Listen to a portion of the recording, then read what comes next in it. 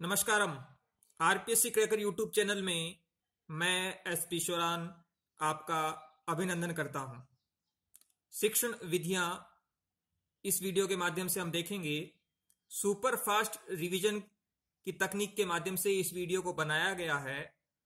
आपका second grade SST का exam 2 जुलाई बहुत नजदीक है, इसलिए बहुत सारे वीडियो मैं अपलोड कर पाऊं, ऑडियो फॉर्मेट में इस वीडियो को बनाया गया है। आप इसे कभी भी सुन सकते हैं। पढ़ते पढ़ते जब आप थक जाएं तो आप ईयरफोन लगाकर या नॉर्मल मोड में भी इस वीडियो को सुन सकते हैं। बहुत ही महत्वपूर्ण परीक्षा उपयोगी तथ्यों को शामिल किया गया है। प्रारंभ करते हैं। सामाजिक विज्ञान अध्ययन की प्रकृति, क्षेत्र, अवधारणा, इससे संबंधित मैं इस वीडियो में आपसे बात करूंगा। जॉन ड्यूवी ने ज्ञान के समन्वय पर बल दिया। आपसे पूछा जा सकता है कि ज्ञान के समन्वय पर बल देने वाले शिक्षा शास्त्री कौन है? आंसर होगा जॉन ड्यूवी।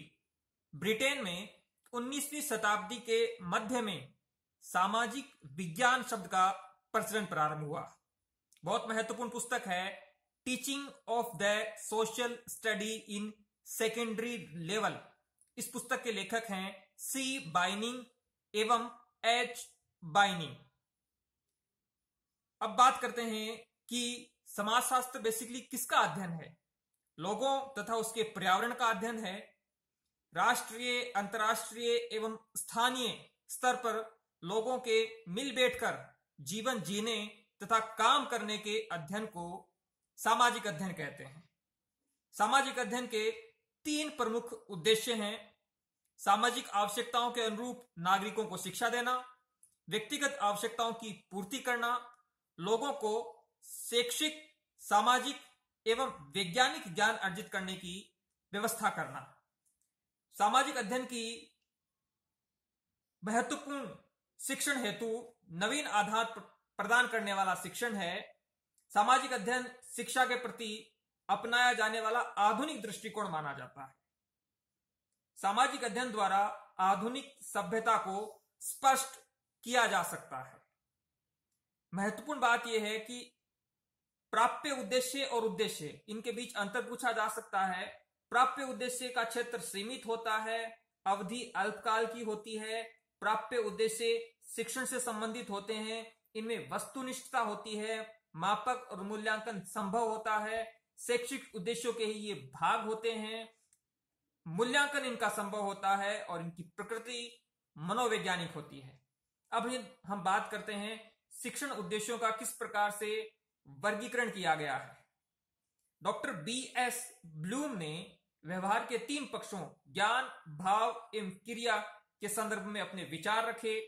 ब्लूम ने ज्ञानात्मक पक्ष के प्राप्य उद्देश्यों का वर्गीकरण किया, वहीं सिम्पसन ने मनोशारीरिक पक्ष के प्राप्य उद्देश्यों का वर्गीकरण किया।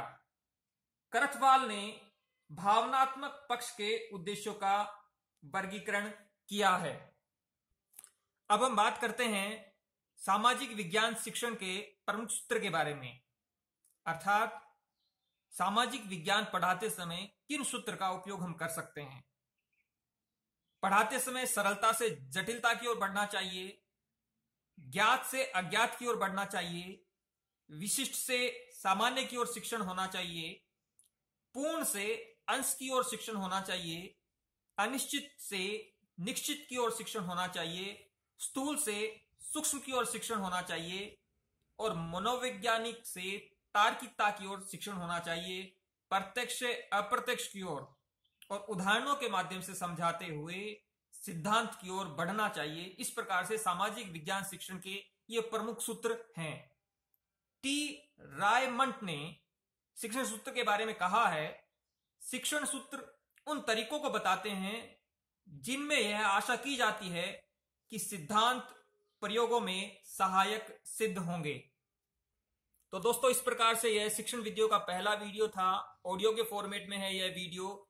बहुत सारी महत्वपूर्ण बातों को मैंने आपको सुनने के पॉइंट ऑफ व्यू से इसमें दिखाया गया है, बताया है। आपको जब भी समय मिले इसको आप सुने 1 या 2 बार, और परीक्षा में निश्चित रूप से आपके लिए इस प्रकार के तथ्य क्वेश्चन को हल करने में सहायक सिद्ध होंगे। मिलते हैं जल्द नई वीडियो के साथ।